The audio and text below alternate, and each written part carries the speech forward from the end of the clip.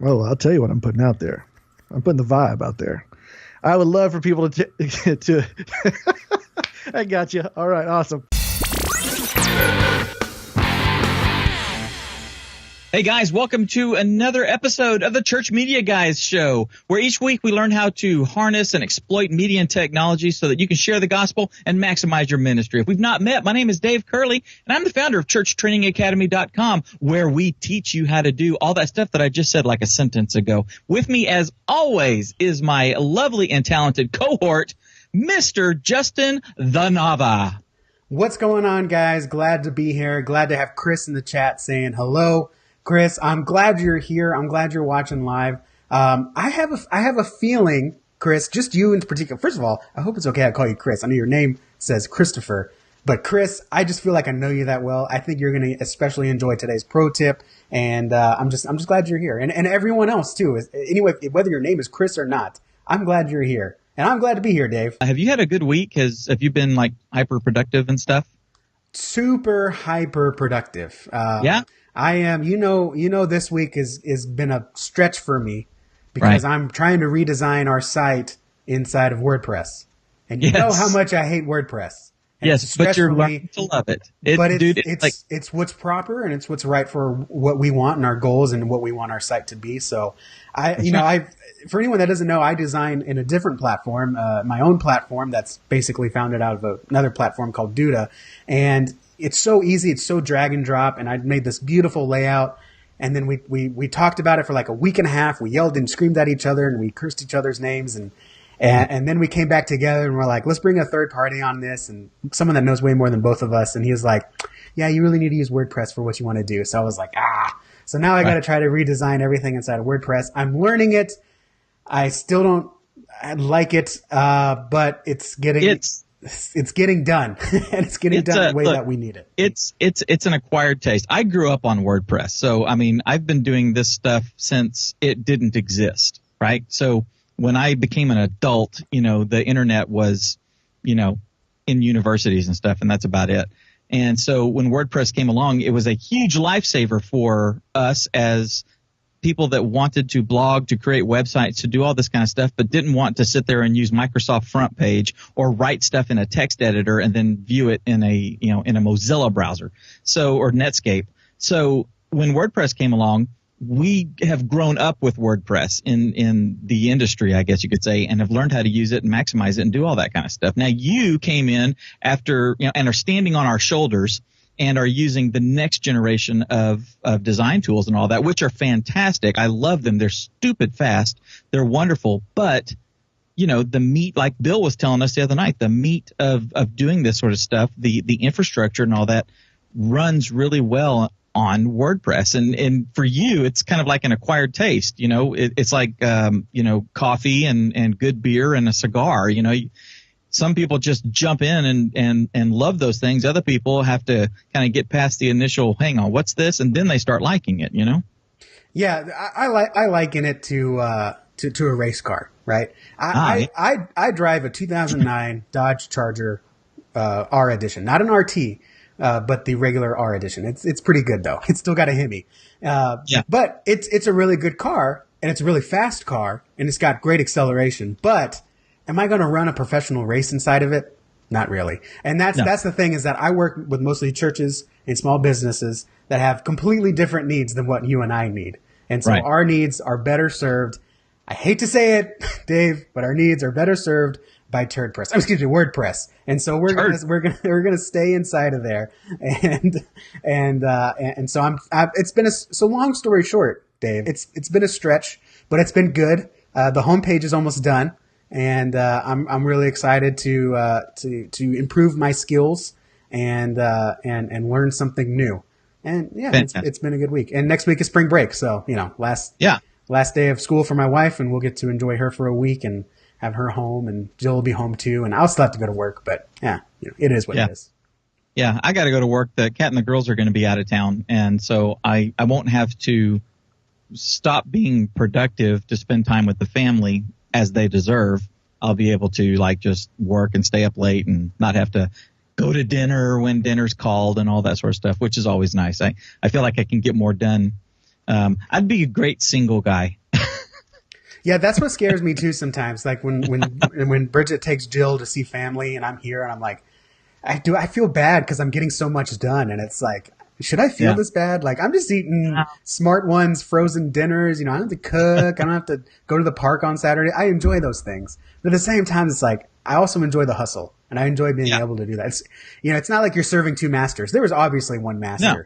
But, it's just one of those things, like your family's out of town, and you think, as the youth pastor, you're like, I can finally go clean out that tech closet that I just haven't been able to do because my family's not here. And it's just part of the give and take, you know what I'm saying? So and it's not to downplay our families or anything like that, because they're the reason we're doing this. We're trying to do this, to build our own business and stuff so that we can be with our families. We can have the ability to run a company like we do from our laptops and not have to be sitting, in a big office building somewhere. So, That's we're doing it. Right. In fact, I'm going to talk more about that on the Facebook Live on Saturday. Cool. We try to do a little bit more personal Facebook Lives on the weekends. And I'm actually going to do that. Kind of, why am I here? Why am I doing Church Training Academy? All right, you ready for the pro tip?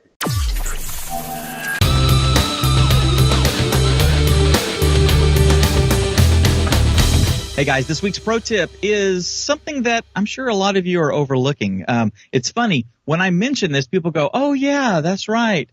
As media creators, we have teams of people and we have multiple events going on around our church and all this kind of stuff. And we've got people that are contributing media at various points throughout the week, right? Right. Yeah, this means yes, this means. Okay, so yes, that's right. So we got a pastor that's taking pictures of stuff. We've got youth director that has youth and other people that are doing stuff on Wednesday night and whatever. Okay, so how do you wrangle all that sort of stuff? There's a whole bunch of different ways you can do it. You can have big media servers and you can use Adobe's Creative Cloud and you can do, you can do a lot of different stuff. One of the things that I have found to be the easiest and actually something that I'm using a whole lot more as a professional photographer than I ever thought I would, and that's Google Photos. Let me show you this. So Google Photos, if you've not been in there, it's a part of your Google Suite. So if you have a Gmail account, then you have Google Photos. So if you just go to photos.google.com, then you'll have your photos. Now, I've got my phone set up, and I've got a couple of other Android devices that I use set up to send the picture to Google Photos, okay? So when I take a picture, within a few moments, as soon as I get onto a Wi-Fi, it sends it up here. If I'm on my phone, I can actually share it out to Instagram or Facebook or wherever I want, because the Google Photos app, of course, is available for your iOS device and your Android devices.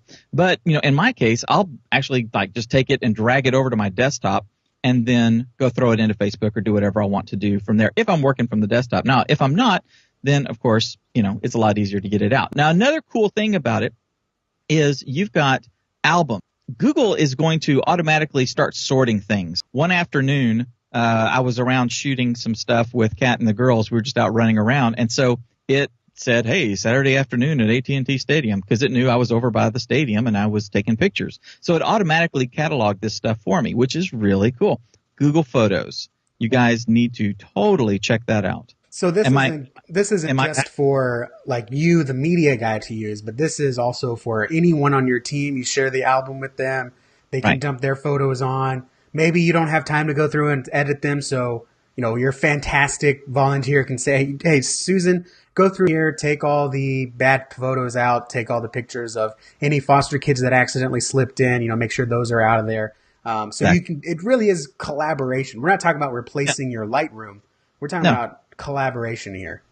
Yeah, it's collaboration and storage. Because I create content for Church Training Academy, I made an album of just like church media stuff. So when I'm up in the sound booth and it's dark and I look at the mixing board and it's all lit up and stuff is going on, the meters are doing, and it's like, that could be a little video clip or that could be an image that I could use as a background for one of our pages or something. So I'll take a picture with that with my phone, or even I grab my DSLR and do that. And when I put any photos into my Google Drive, they automatically get ingested into Google Photos. So, I took a bunch of pictures at Disciple Now and brought them into Lightroom and got them all edited and cleaned up and brightened up and, just looking magnificent. And then I shared them with the guy who was making the video for the Sunday morning, the little compilation video of all the pictures and stuff.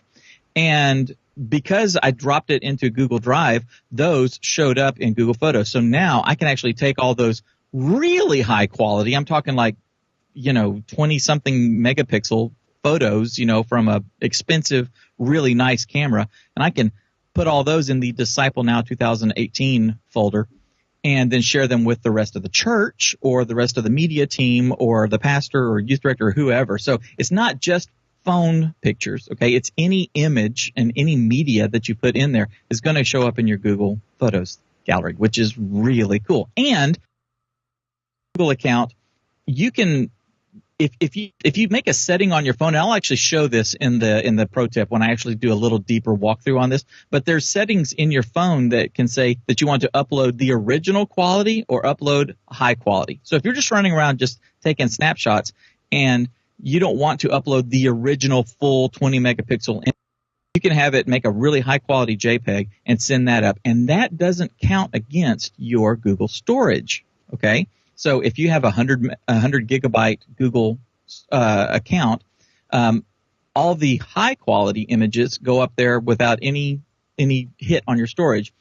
If you do the original size, then it does knock out your storage. But what's really cool is that you can get like a terabyte of online storage, Google Drive storage for like, I don't know, $8 or $9 a month, something like that. It's really not expensive at all to do that, to have, in our case, a terabyte worth of online storage that I can share with everybody that I don't even have to think about. I take a picture and it goes.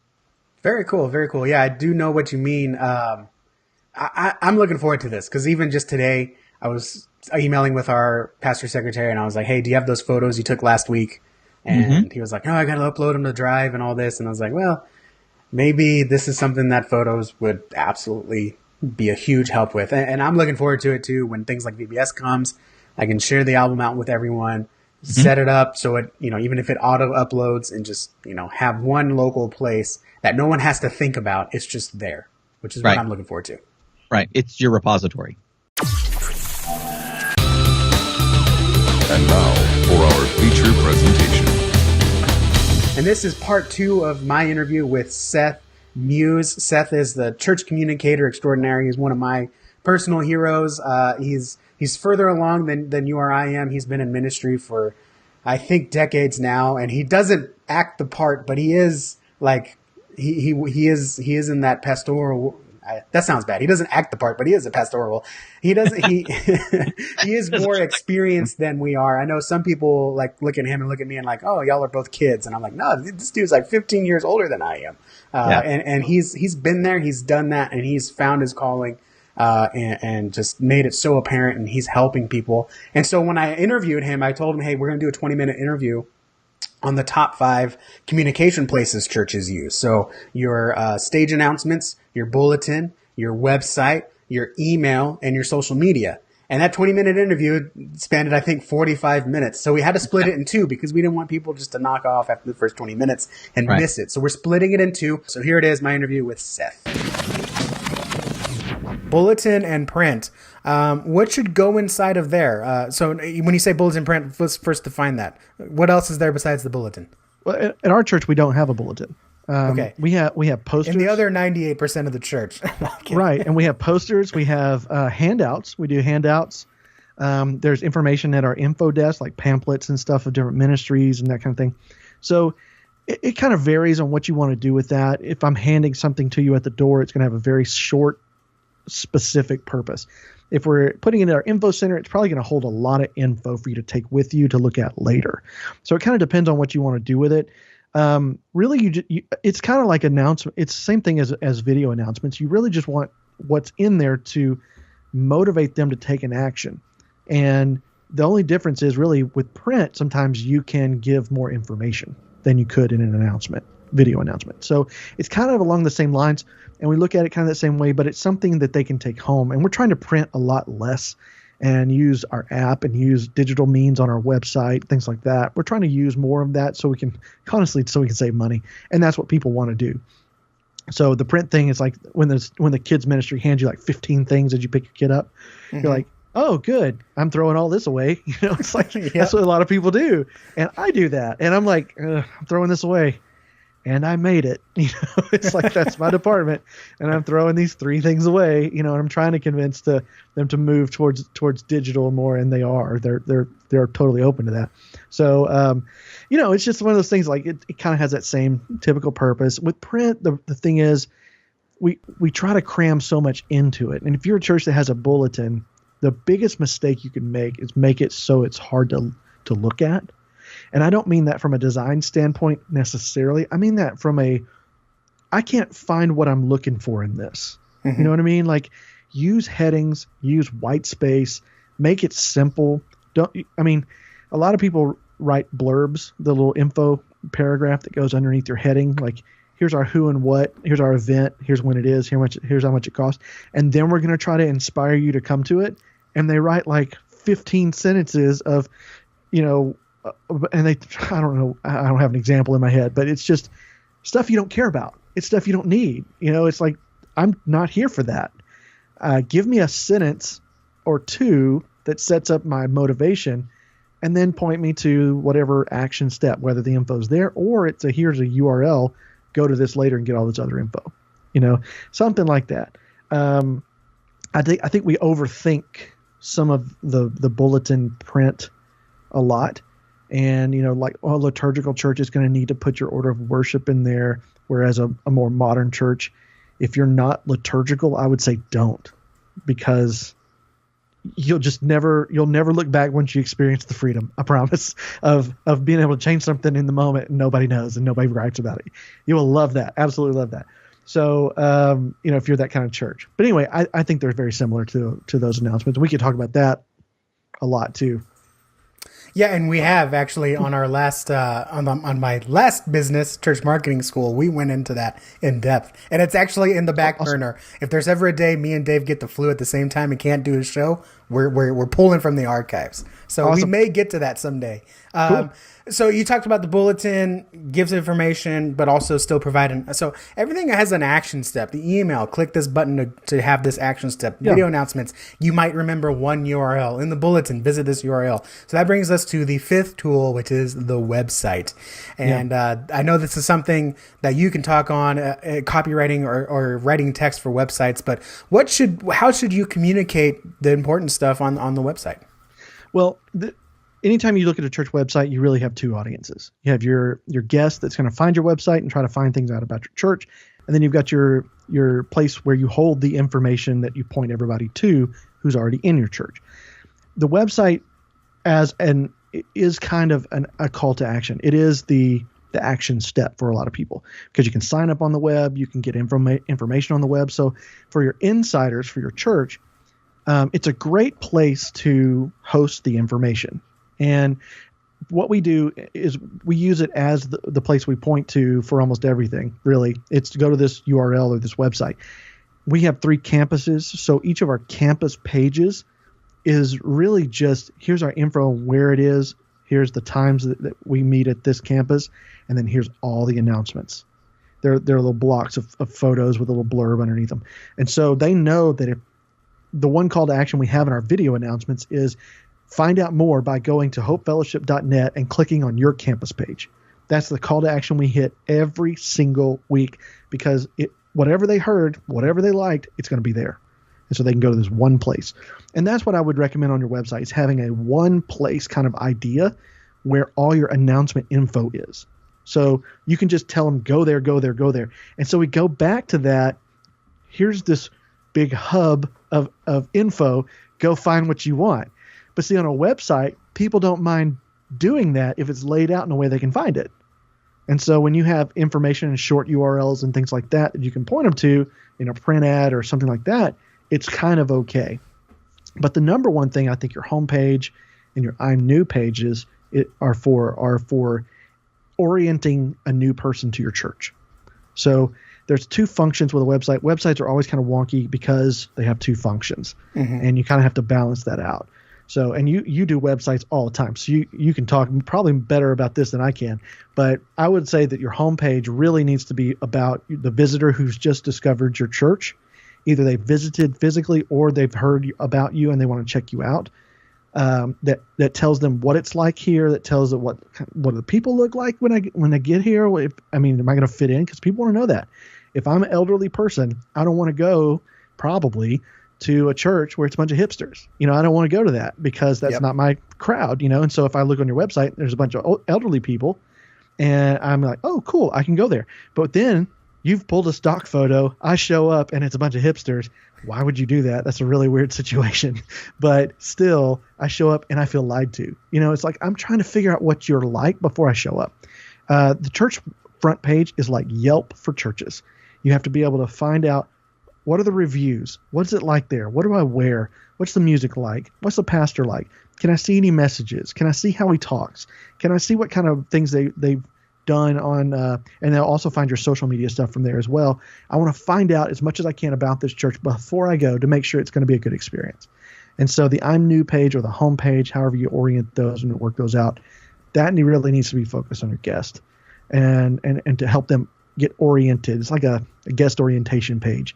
You've found our church. Here's what you're going to experience. Let me take you on a guided tour of what it would be like if you were here, that kind of thing. So I think there's that double meaning behind the website that trips people up, and we have to just find that balance. Yeah, absolutely. Just real quick, you nailed it on there. Websites tend to have two audiences, and the tendency is someone will approach you, the website guy or the communicator, and be like, "Hey, Seth, our Wednesday night class, discovery class, is super important, and people should know about it. Can you slip it in under the homepage hero image, above the service times?"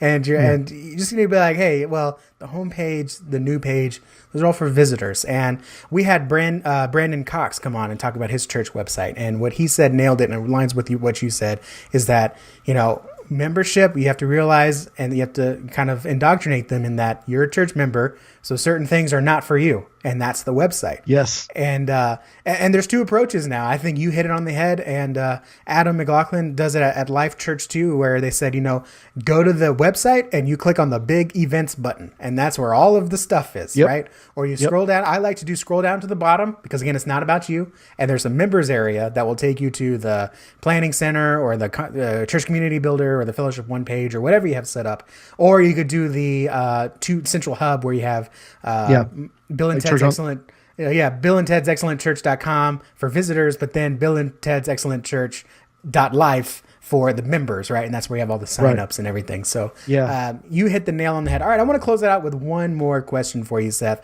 Okay. We nailed down these 5, but is there another platform or tool that you are excited about to communicate with in 2018? It's funny. I'm kind of excited about our app.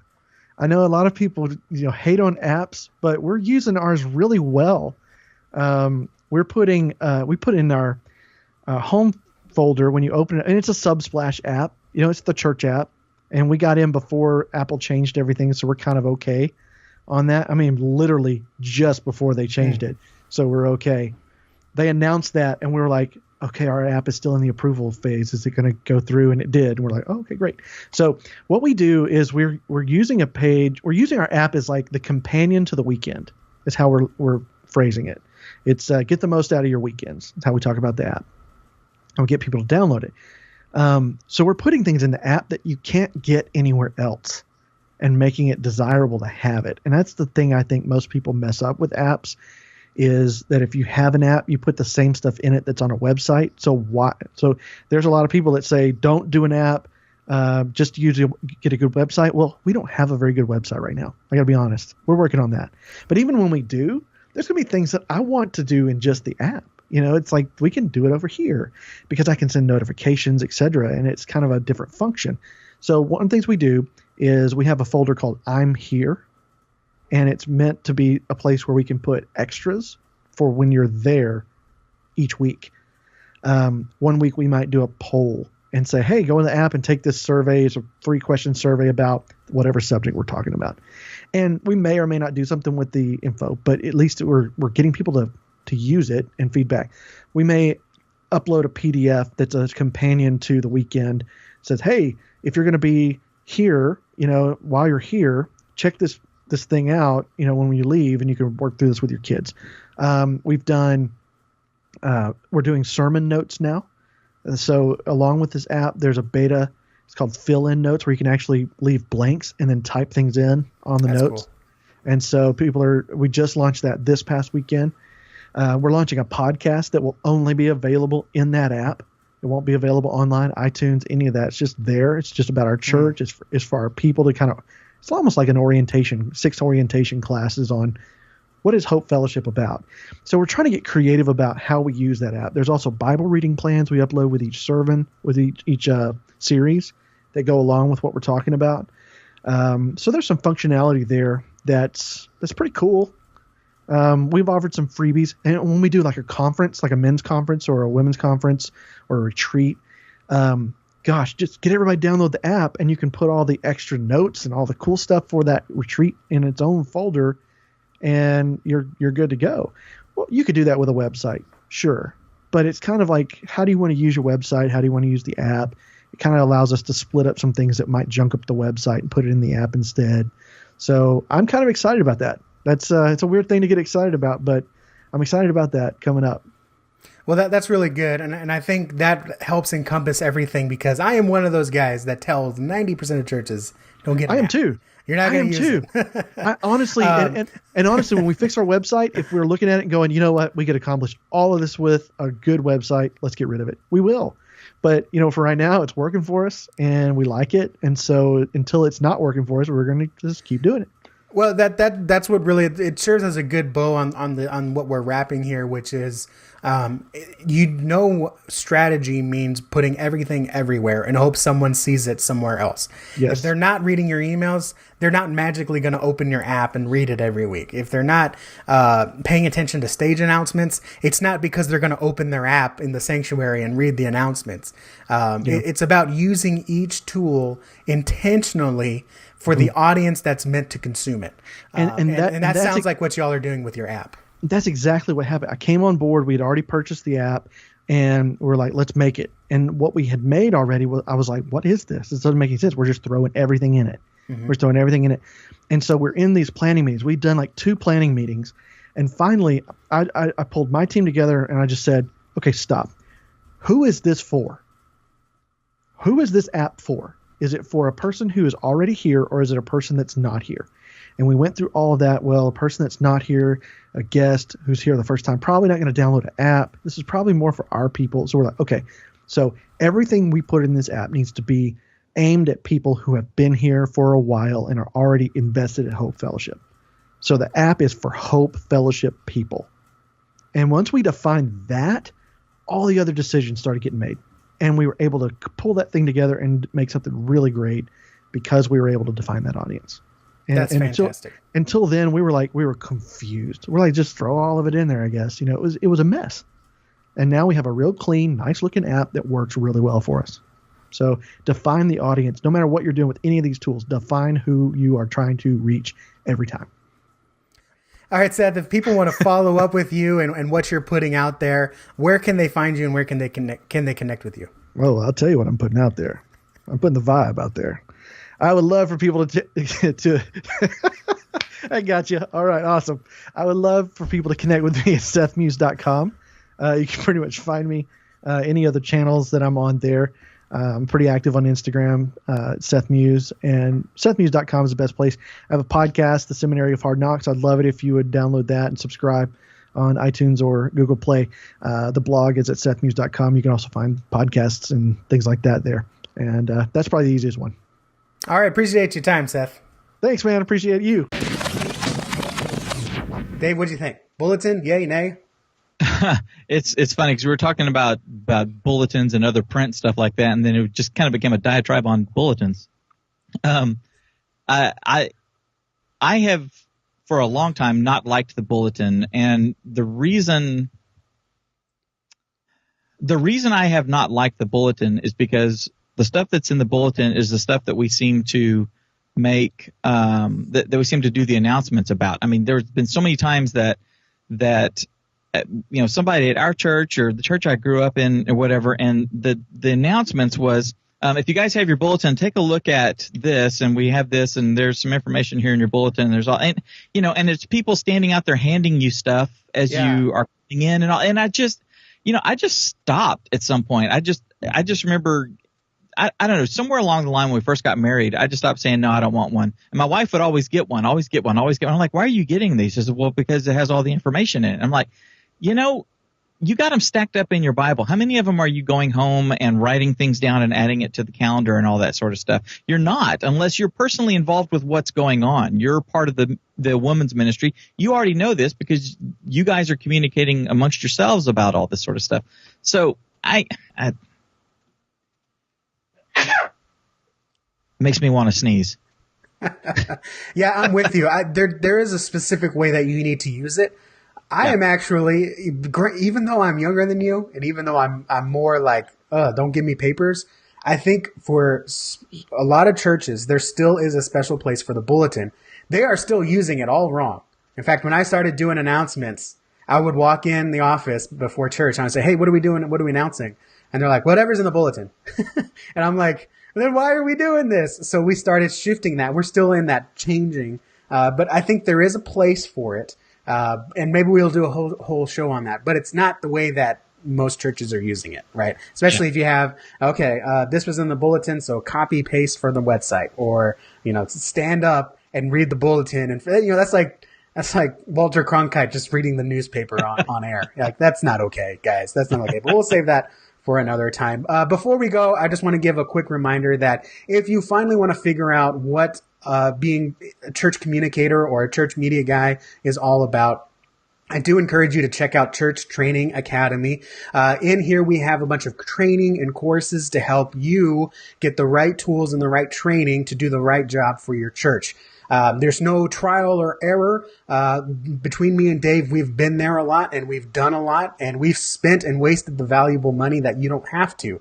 So if you want to get your website taken care of, if you want to get your live streaming taken care of, if you want to figure out how to get your audio edited and ready to be podcasted, you can find all that stuff on Church Training Academy when you become a member and become what we call a CTA Insider. It doesn't stop there, though. We also have an exclusive Facebook group where you can come inside as a member and speak with other CTA Insiders and get access to me and Dave throughout the week. So if you have a question, what's the right tool for this? What's the right software for this? What do you think about this? You can post it on the group, and you can get direct feedback from others who have been there and done that beyond just me and Dave. And that's honestly where most membership sites stop, but we decided to go one further, and we actually have a group coaching every 2 weeks where me and Dave will hop on a Zoom call with all the other CTA insiders, and we do it in the evening. That way the volunteers can make it, the staff can make it. If you're working a day job, you can still make this, and you can bring your questions. Hey, this is exactly what I'm experiencing right now.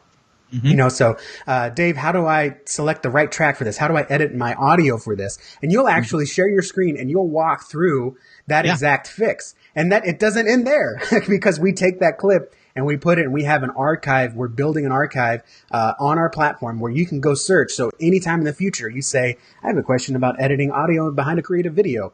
When you type that in, that same clip from our group coaching will appear. So it's not just courses and training. It's also, little one-off clips of just how to do one specific job that you may need. So that's how far above and beyond we try to go for you guys. So if you want that, if you want to be a part of that, and if you finally want your answers, if you finally want your questions answered, head over to churchtrainingacademy.com/join and become a CTA Insider.